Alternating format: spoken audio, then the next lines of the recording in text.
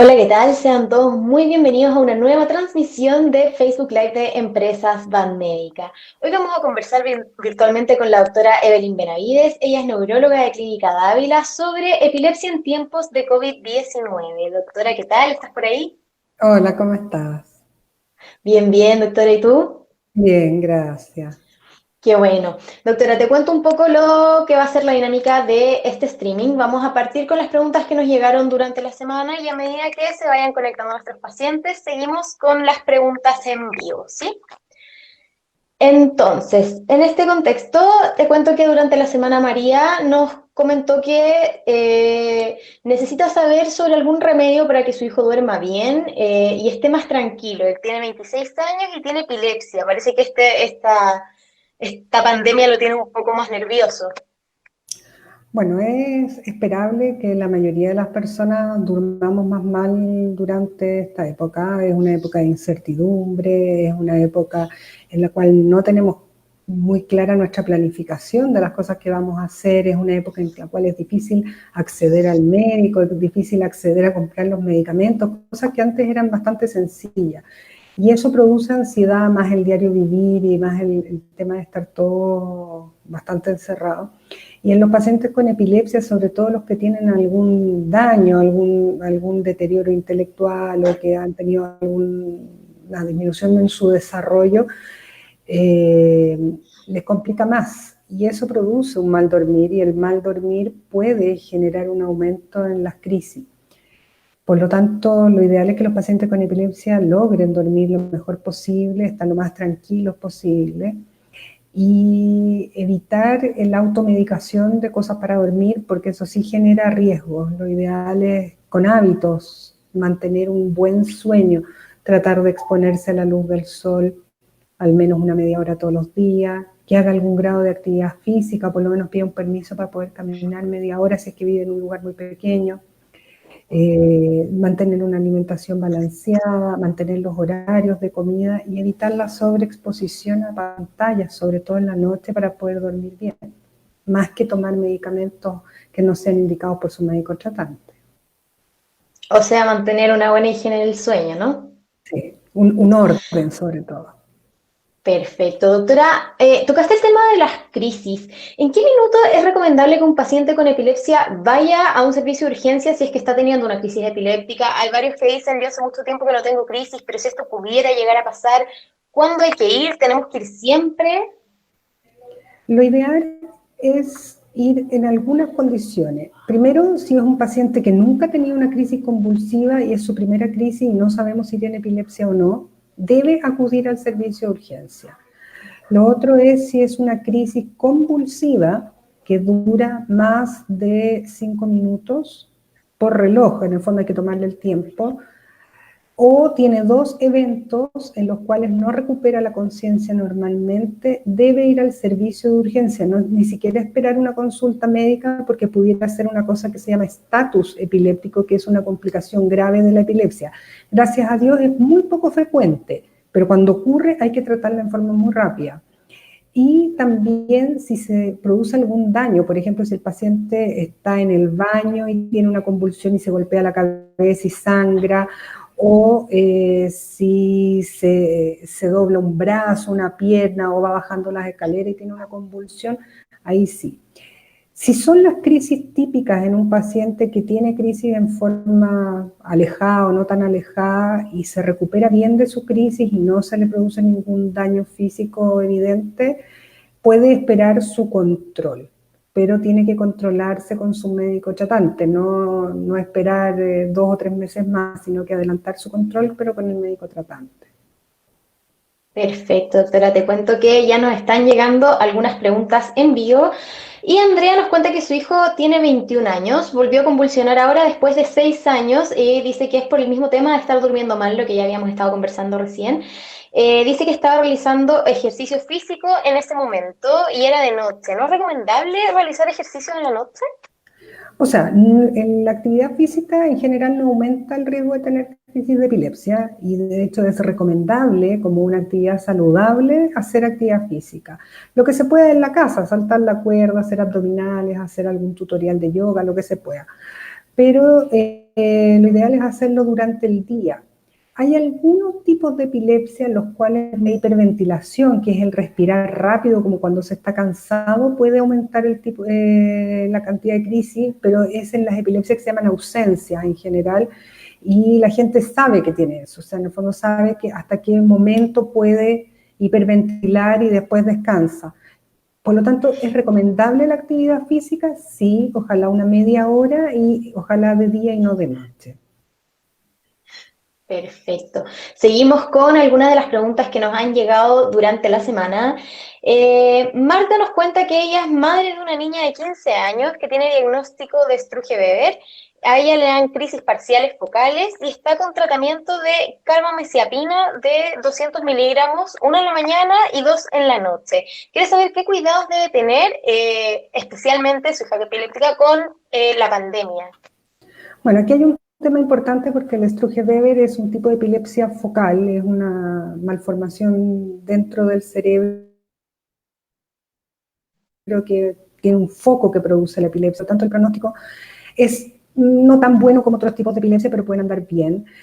Y es importante mantener el control con su tratante, mantener las dosis que el médico dejó indicadas, no hacer cambios de dosis, y mantener el suministro de los medicamentos, o sea, evitar que se vaya a quedar sin pastillas, o sea, ser precavido en eso, porque el hecho de no tomar incluso una dosis de medicamento pudiera aumentar su riesgo de crisis, así que hay que irse bien precavido y no perder los controles tampoco, porque la carbamazepina, al igual que otros fármacos para la epilepsia, pueden tener algunas alteraciones en la sangre, en el sodio plasmático, en el hígado, que hay que ir controlando cada cierto tiempo. No son medicamentos para tomar por tiempos largos sin control.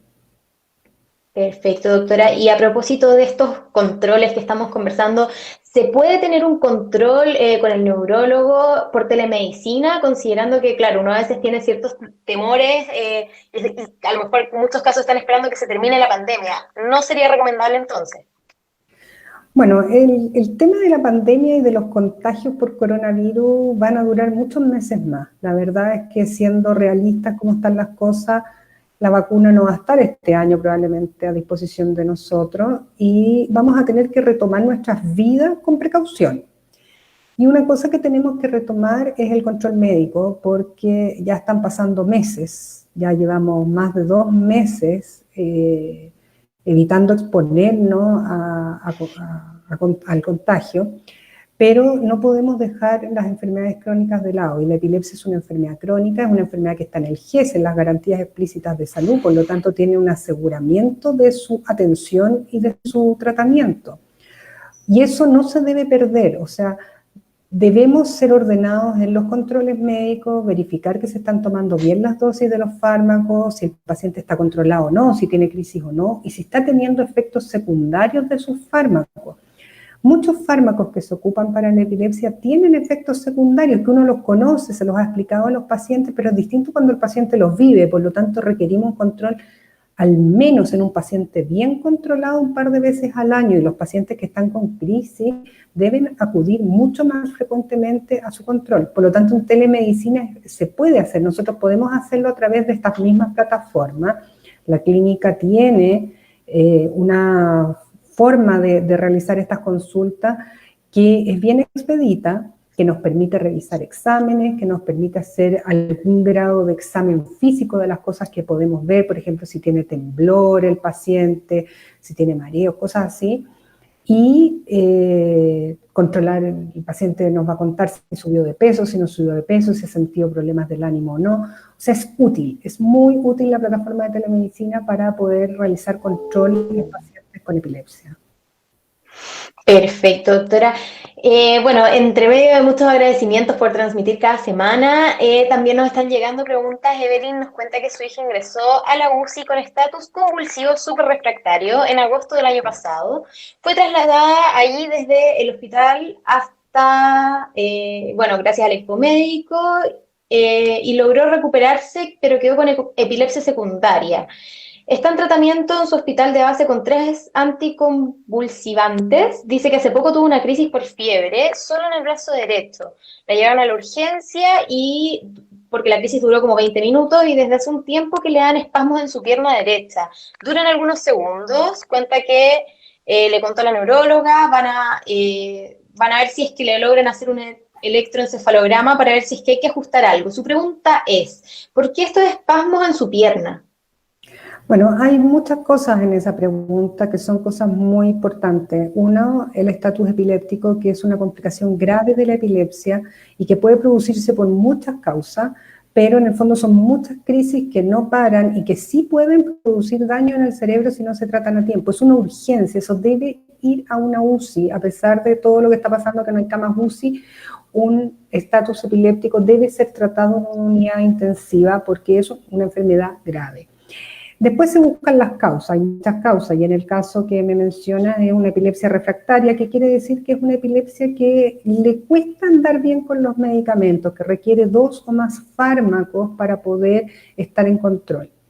Pero hay veces que existen lo que se llaman crisis focales, por ejemplo, de un brazo, de una pierna, que es una pequeña área del cerebro que sigue eléctricamente inestable aún a pesar del tratamiento.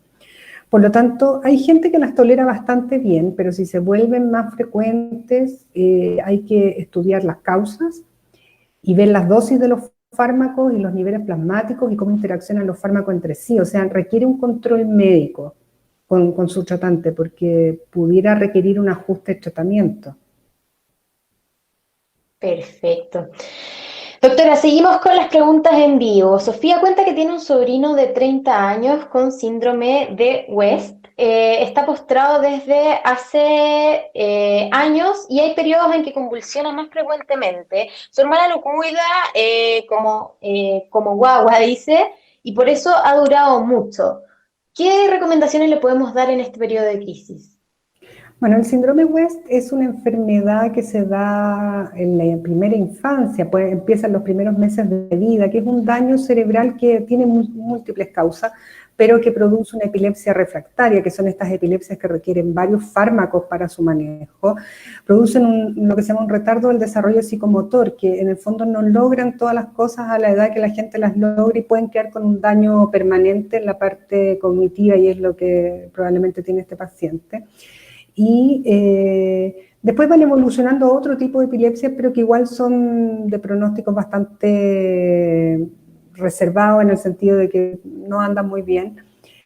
Pero lo ideal es evitar que se vaya a enfermar de otra cosa. Los pacientes con síndrome West y que después quedan con otros síndromes porque va evolucionando ese tipo de epilepsia, tienen crisis cada cierto tiempo, no son epilepsias que andan tan bien, pero hay que evitar que se enfermen de una neumonía, hay que evitar que tengan infecciones urinarias, hay que evitar caídas, hay que evitar que tengan escaras. Como pasan mucho tiempo sentados, la piel se puede romper y se puede generar una herida en la piel con bacterias que pudieran requerir hospitalización. O sea, hay que evitarle la hospitalización por otras causas de todas las formas. Y si empieza a haber un cambio en la frecuencia de crisis o en el tipo de crisis o en el patrón de las crisis, hay que consultar rápidamente al médico tratante para evitar ir a un servicio de urgencia, porque estos pacientes que tienen síndrome West tienen un riesgo mayor de tener estatus epiléptico que los otros pacientes con epilepsia. Entonces hay que evitar llegar a eso. Perfecto. Doctora, seguimos con más preguntas. María nos cuenta que a su nieto le dan ataques de epilepsia, está en tratamiento en Rancagua, pero hoy no están atendiendo. Bueno, que dice, quiere saber si es que es un problema, bueno, cuenta que para él es un problema ya que está sin pastillas hace 2 meses. Quiere saber qué hacer si le dan los ataques, cómo lo ayudamos. Tiene 12 años y está muy preocupada de que le pase algo. Bueno, lo primero es retomar el tratamiento que tenía, y eso está asegurado por la garantía explícita de salud, por el GES. Entonces, si tiene FONASA, tiene que recibir los medicamentos desde el consultorio, y si tiene ISAPRE, a través de la farmacia que tenga convenio con su ISAPRE. Eso es independiente de que tenga o no control médico. Eso no ha parado. O sea, es necesario mantener los tratamientos. 2 meses sin tratamiento puede que no tenga crisis ahora y después tenga, y es un riesgo grande. Y tratar de encontrar un tratante que pueda atender por sistemas online. O sea, si no hay nadie en Rancagua que lo pueda atender o en cualquier otra región, la clínica en este minuto y todas las clínicas de las empresas médicas y otras también tienen plataformas online que permiten resolver muchas dudas y también mandar recetas que sean necesarias para que retomen los tratamientos. Muy importante, entonces retomamos el tema de la telemedicina para que no pueda dejar los tratamientos de las pastillas. Sí, eso es súper importante. Entonces, por otro lado, Rosa quiere saber qué puede hacer con su hija, ya que tiene convulsiones muy seguidas y ella está con remedios, toma carbizepina y ácido valproico. Bueno, el tema de tener crisis muy seguidas hay que estudiarlo porque puede llegar a terminar siendo un estatus epiléptico, o sea, si está descompensada la epilepsia a pesar de estar tomando bien el tratamiento, no debe aumentar la dosis de las pastillas, porque hay gente que dice, bueno, estoy tomando tanta dosis, me voy a tomar una pastilla más al día para disminuir mi riesgo de crisis y eso puede producir más complicaciones aún y más riesgo de intoxicación. Lo que hay que hacer ahí es encontrar a su médico tratante u otro neurólogo que la pueda ayudar en ver las indicaciones de los fármacos, los niveles plasmáticos de esos fármacos y si son crisis o no de epilepsia, porque también hay otras enfermedades que parecen que tuvieran convulsiones, pero son otras cosas. Perfecto. Doctora, Eka te está preguntando en vivo, dice, hola doctora, quisiera saber qué opina del tratamiento con marihuana. Yo tengo epilepsia tónica clónica. Bueno, la marihuana en su formulación de fumar no ha mostrado ningún cambio en los pacientes que tienen epilepsia en su frecuencia de crisis. Hay varios estudios que se han hecho al respecto, no está considerado un fármaco antiepiléptico e incluso en algunos pacientes puede desencadenar algunas alteraciones psiquiátricas e incluso aumentar las crisis. Existe un grupo de pacientes en los cuales se ha estudiado una formulación de un pedazo de la planta de marihuana, pero es en un comprimido o en un aceite, que en niños muy pequeños que tienen una enfermedad que se llama síndrome de Dravet, que es un tipo de epilepsia de muy mal pronóstico, ha mejorado su frecuencia de crisis y la ha disminuido. Pero ese es el único grupo real en el mundo que ha mostrado un beneficio, pero es con un producto bioquímico sacado de la estructura de la planta. Eso es lo que existe médicamente. Lo demás son comunicaciones o son cosas que están muchas veremos desde el punto de vista médico como para tener una comparación con los fármacos antiepilépticos. Perfecto, queda clarísimo. Doctora, vamos a seguir con algunas preguntas de las que nos llegaron durante la semana para que podamos responder a todos nuestros pacientes. Jocelyn quiere saber qué pasa con las personas que tienen epilepsia. ¿Son parte del grupo de riesgo para este COVID-19? Todos somos en este momento población de riesgo para el COVID-19. La verdad es que pensar que unos nos vamos a salvar y otros no nos vamos a salvar de tener esta enfermedad es prácticamente imposible. O sea, el que tenga síntomas respiratorios en este minuto se asume que es por COVID-19. Ya no hay casi ningún otro virus dando vuelta. El tema es que el tener epilepsia, sobre todo en los niños que tienen fiebre, puede aumentar el riesgo de crisis. Y eso es un tema importante. En los adultos, en general, la fiebre no aumenta la crisis, pero es distinto en un paciente con epilepsia tener una neumonía severa conectada a un ventilador mecánico. ¿Agrava su epilepsia? Sí, y su epilepsia agrava la enfermedad también, porque hay que estar atento a varias otras cosas. En el fondo, este virus tiene alguna afinidad mayor por el cerebro y produce convulsiones. Se ha visto que en pacientes que no tenían epilepsia aumentan las convulsiones también por una inflamación del cerebro. Así que tratar de no contagiarse, de no salir, de no estar en contacto con nadie es la mejor precaución que puede tomar una persona con epilepsia en este momento. Y si le da, bueno, va a tener que acudir a un servicio de urgencia y tomar los resguardos que sean necesarios nomás. Perfecto, muy relacionado con esto, Andrea pregunta si las personas con epilepsia mioclónica juvenil se consideran personas de alto riesgo por el COVID. ¿Se ha visto que cursan un cuadro más severo por COVID o empeoramiento de la epilepsia en el caso de que tenga síntomas respiratorios leves? ¿Será necesario llevar a la urgencia o no es necesario en caso de síntomas leves, aclara? O sea, síntomas leves respiratorios, tos, dolor de garganta, pérdida del olfato. Las personas en este momento lo que deben hacer es quedarse en su casa, asumir que son positivas y hacer cuarentena junto a todos sus convivientes, digamos. Toda la gente que vive en esa casa son todos sus contactos y ninguno salir por 14 días. Si los síntomas empeoran, empieza la dificultad respiratoria, si por ejemplo para subir al segundo piso es como si estuviera agotada y hubiera caminado 4 cuadras, y llega muy cansada al segundo piso, ahí sí hay que, o empieza con fiebre sobre 38, ahí sí hay que acudir al servicio de urgencia, independiente que se tenga epilepsia o no, pero como te digo, es importante también mantener la frecuencia de los medicamentos, no dejar de tomarlo, avisar en el servicio de urgencia que se tiene epilepsia también, porque algunos fármacos que se pueden usar para algunos síntomas respiratorios pueden interactuar con algunos fármacos para la epilepsia. Perfecto. Nena, por otro lado, nos cuenta que su hijo es TEA y él a los 13 años empezó con crisis epiléptica. Toma ácido valproico y clobazam, pero cuando se resfría le sube mucho la fiebre y convulsiona. ¿Qué le podemos recomendar para mejorar sus defensas y así evitar también de otra forma el contagio de COVID-19?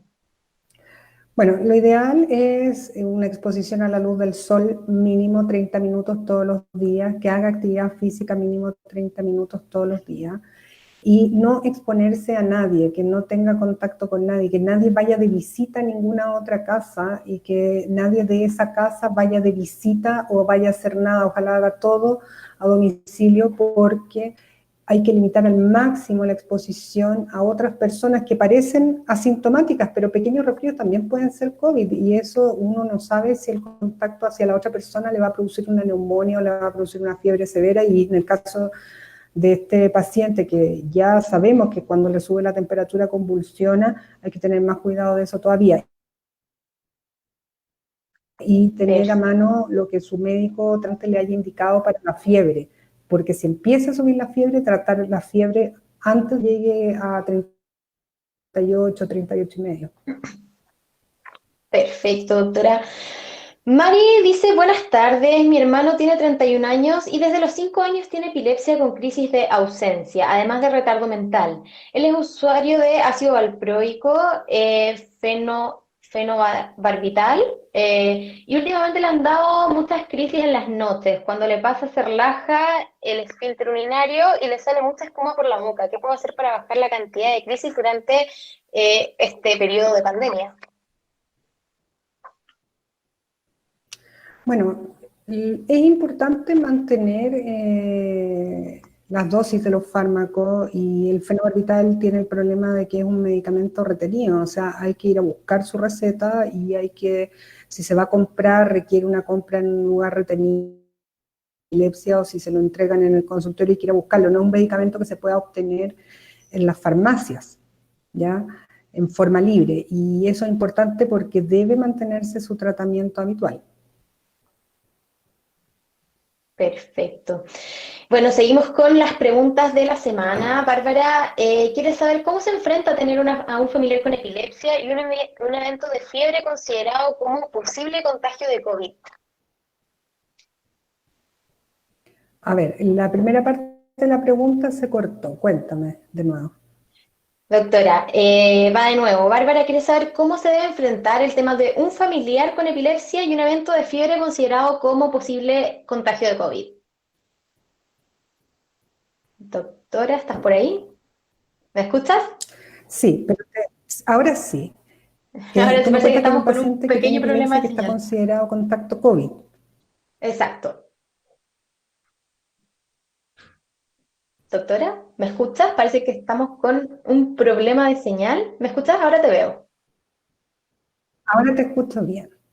¿Sí? Ahora sí. ¿Vamos con la respuesta entonces? Sí. Doctora, ¿me escuchas? Bueno, parece que estamos teniendo un pequeño problema de señal con la doctora Benavides, por mientras le Ahora recordamos. se... Ya, pero tú me preguntabas de un paciente que tiene epilepsia y que Bueno, le recordamos a nuestros pacientes mientras se estabiliza la señal de la doctora que estamos con la doctora Evelyn Benavides, ella es neuróloga de Clínica Dávila. Eh, Pueden seguir enviando sus preguntas en vivo para que estas sean respondidas. Doctora, ahora te veo, ¿me escuchas bien?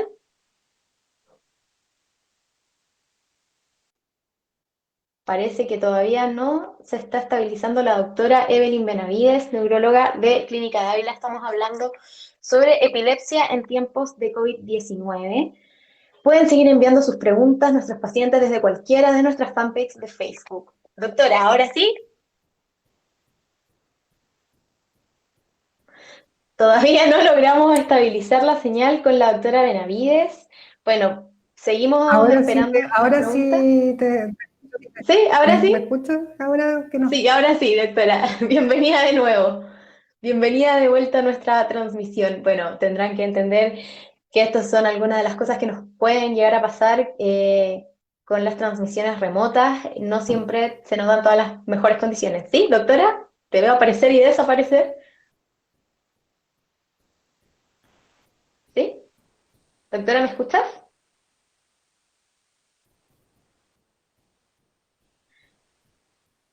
Bueno, mientras se estabiliza la doctora, podemos recordar la importancia de los controles de los pacientes con epilepsia. La doctora ya nos fue adelantando que es muy importante que sigan atendiéndose. Tenemos en la empresa Más Médica en todas nuestras clínicas y centros médicos habilitados de servicio.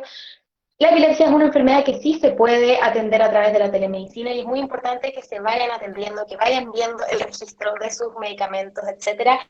Doctora, ¿vienes, no vienes? Sí, estoy Eh, acá. sí, estás acá. Aparece y desaparece, pero seguimos recordando la importancia de no dejar de lado el tratamiento médico, la Acá. importancia de atenderse con sus profesionales. Doctora, ¿volviste? Sí, aquí estamos. Aquí estamos, ¿sí? Aquí estamos. Perfecto. Entonces, te hago un resumen de la Aquí pregunta que estamos, estábamos Jimena, tratando de cuéntame. responder. Sí, estamos de vuelta. Entonces, Bárbara nos preguntaba cómo Sí. enfrentar el tema de un familiar con epilepsia con posible contacto con un posible COVID. Bueno, el problema es que todo el que tenga un síntoma respiratorio, toda persona que tenga un síntoma respiratorio se asume que es COVID positivo y va a tener que hacer cuarentena, o sea, ese paciente va a tener que aislarse con sus contactos, pero no por eso va a tener que dejar de recibir sus fármacos, tiene que recibir sus medicamentos y tiene que asegurarse la continuidad del tratamiento. Lo ideal es que las personas logren tener al menos una caja de cada fármaco guardada en su casa, por si tuvieran un problema para poder salir y mantener su tratamiento. Perfecto. Seguimos con Roxana, que quiere saber si una persona con epilepsia, ¿qué riesgos tendría de contraer COVID-19 y que esto se vaya a complicar más que en un paciente sin epilepsia? Las complicaciones, pero las complicaciones no van desde el lado de la epilepsia. La verdad es que los fármacos para la epilepsia no disminuyen las defensas, pero lo que sí puede pasar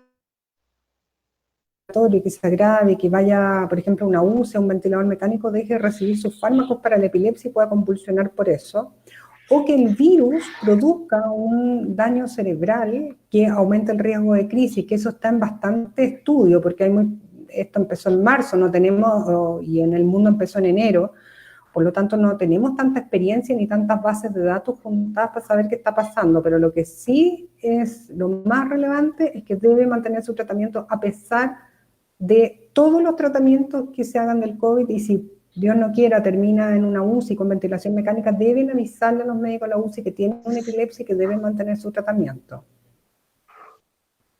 Perfecto.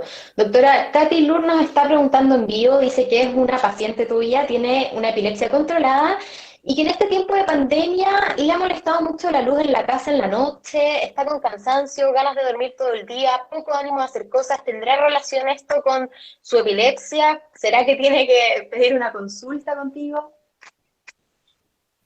Mira, hay varias cosas, porque el desánimo, la falta de tolerancia a muchas cosas, la irritabilidad, son síntomas propios que estamos viviendo este trastorno adaptativo, que no alcanza a ser una depresión en la mayoría de la gente, pero sí es un trastorno adaptativo. Estamos tratando todos de adaptarnos al mismo tiempo a una situación que no es normal. Y eso, en la gente que tiene epilepsia,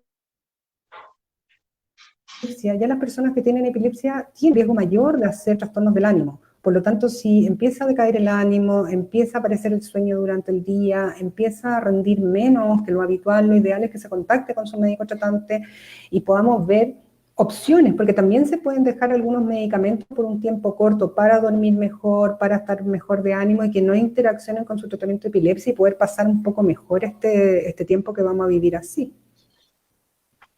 Perfecto. Doctora, durante la semana nos llegó una pregunta bien interesante y es que si los medicamentos antiepilépticos aumentan el riesgo de contagio de coronavirus. No, los medicamentos para la epilepsia, los tradicionales, no bajan las defensas. La verdad es que la gente que tiene epilepsia tiene las mismas defensas y el mismo riesgo de enfermarse que el resto de la gente. Es distinto, por ejemplo, los pacientes que tienen epilepsia y que tienen algún daño biológico asociado a la epilepsia, por ejemplo, algunos niños que tienen, o algunas personas que tienen síndrome de Down, que tienen problemas respiratorios, que tienen epilepsia, o gente que tiene algún grado de deterioro cognitivo y tiene un mal manejo, por ejemplo, de las secreciones respiratorias, o que traga mal. Pero más del 70% de las personas que tienen epilepsia es una vida normal. Y eso no, esas personas no tienen mayor riesgo, pero el 30% tienen estas epilepsias refractarias, que tienen más crisis y que van asociados a otras condiciones físicas o que no, u otras enfermedades, ahí sí el riesgo puede ser mayor. Por lo tanto, hay que evitarles el contacto con todo tipo de personas. Ojalá el cuidador y esa persona sean solo sus contactos entre ellos, cosa de no tener un contagio externo. Perfecto. Doctora, ya para ir cerrando esta transmisión, se nos está acabando el tiempo. Steve quiere saber qué debemos hacer cuando una persona que tiene un ataque de epilepsia, por ejemplo, si estamos fuera de la casa, qué acciones o estrategias, a qué debemos recurrir, qué es lo más importante en el momento de la crisis. Bueno, si ven a una persona en la calle, en el transporte público o en un supermercado que tiene una crisis convulsiva, porque en el fondo esas son las crisis que hay que tratar, es un paciente que se pone rígido, que cae, hay que alejar las cosas donde se pueda pegar, ponerle algo liviano, algo blando debajo de la cabeza, una mochila, un chaleco, cosa que no se vaya a golpear la cabeza, no tomarle los brazos y las piernas porque puede producirle una fractura. Estos pacientes se pueden orinar, se pueden morder la lengua, pero no hay que meterles nada dentro de la boca, ni una billetera, ni un pañuelo, ni el dedo, porque igual se van a morder la lengua y no es grave hacer eso. Introducirle algo dentro de la boca puede tapar la vía aérea. Eso es súper importante, que tomar el tiempo. La crisis puede durar 1 o 2 minutos máximo y después va a quedar con un periodo medio confuso en el cual hay que acompañar al paciente, no hay que dejarlo solo, porque uno dice, ya, atendí la crisis, pasó y lo dejo ahí, no, porque el paciente va a quedar confuso, no va a saber lo que pasó, hay que explicarle lo que pasó y ver si hay algún número de contacto para llamar a algún familiar o a los carabineros o al SAPU que corresponda para que sea atendido ese paciente. Después se verá si tiene epilepsia, si se tomó los remedios, qué pasó. Pero una crisis convulsiva debe ser atendida por cualquier persona en la calle. No podemos pasar por el lado y no atenderla. Todos debemos saber hacer esto, que es ponerlo de lado, evitar que se golpee la cabeza, no afirmarle fuertemente ni los brazos ni las piernas, ni meterle nada dentro de la boca y acompañarlo hasta que nos pueda dar algún dato, alguna información para alguien que lo acompañe, no dejarlo solo. El 1 o 2% de la población tiene epilepsia. Es un número muy alto. En Chile hay 250.000 personas con epilepsia, diagnosticadas o no diagnosticadas, en tratamiento o no en tratamiento. La mayoría, sobre el 70%, andan muy bien. Pero hay un grupo de pacientes que tienen estas epilepsias refractarias que son de cuidado y que tienen comorbilidades, otras enfermedades asociadas. Y también hay gente que puede convulsionar no por tener epilepsia. Por ejemplo, diabéticos que les bajó el azúcar, que se pusieron la insulina y no comieron. Gente que les baja el sodio, viejitos, pacientes mayores de que pueden convulsionar por tener alguna enfermedad de Alzheimer, por tener algún otro deterioro neurológico. Por lo tanto, el riesgo de convulsionar en la vida es de un 10%, que igual es alto. Entonces, no pasar por el lado de esos pacientes, sino que ayudarlos. Perfecto, doctora. Ahora sí, lo último ya para ir cerrando, Katy, ¿quieres saber si es que a través de telemedicina podemos renovar las recetas médicas de los medicamentos, considerando que muchos de estos son con receta retenida y es un poco más complejo? Las recetas que no son retenidas, que son los fármacos que no son derivados del diazepam, no tienen problema en su renovación a través del sistema online y se pueden mandar incluso por mail y el paciente las imprime y las va a comprar. Los pacientes que están en el GES tienen esas recetas aseguradas por 6 meses, por lo tanto no tienen que hacer el trámite más que 2 veces al año si es que no se cambian las dosis. Si hay que cambiar las dosis, se hace de nuevo. Y la receta retenida es un problema porque debe ir algún familiar del paciente a buscarlas al lugar donde se hizo la consulta por telemedicina. Algunos médicos, estamos haciendo una cosa especial que en el fondo en un sobre en Chile Express o en algún courier para que le llegue a la casa a algunos pacientes, porque tenemos pacientes de Chiloé, tenemos pacientes en Arica, tenemos pacientes en Aysén que claramente no tienen ningún familiar que les mande nada y eso lo hemos hecho nosotros como tratantes de ellos, ¿ya? Pero que es un servicio difícilmente administrable a un gran volumen, por eso en el fondo tiene que ponerse bien de acuerdo con su médico tratante, pero es una opción que es bien económica y ha salvado bastante en este momento. Perfecto, doctora. Muchas gracias por todas las respuestas, por acompañarnos hoy día. Por otro lado, todos nuestros pacientes que han invitado a reír esta transmisión a través de nuestros fanpage de Facebook de cualquiera de nuestras filiales. Y nos vemos en un próximo Facebook Live de Empresas Banmédica.